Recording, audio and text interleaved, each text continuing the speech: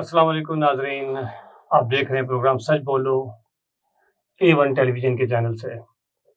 मैं हूं आपका मेज़बान शहरियार अहमद। 26 साल की उम्र में अगर आपने ये सहाफ़त का सफ़र शुरू किया हो, तो फिर अभी आपकी एज से लोगों को जो है धोखा हो सकता है। कमोबेश 25-26 साल का अरसा जर्नलिज्म में गुजरा है मेरा। तो यूजुअली मैं जब कॉलेज पढ़ता था तो उस दौरान ही मैंने थोड़ा बहुत लिखने का मुझे शौक था।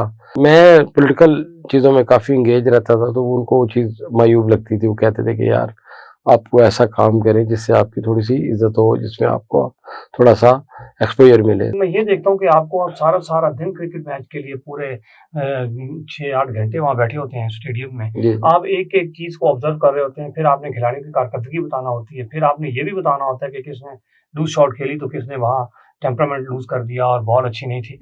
इतना टाइम टेकिंग जॉब है और मैं समझता हूँ ये काफी मुश्किल है खेलों की जो है रिपोर्टिंग। स्पोर्ट्स का जहाँ तक आप ताल्लुक कर रहे हैं, जिस तरह 8 घंटे कहीं किसी मैच को देखने के लिए आप बैठते हैं। देखिए स्पोर्ट्स के साथ मैंने जैसे प्रोग्राम के कुछ शुरू में कहा था कि इसमें बहुत सारी चीज़ें एंगेज होती हैं।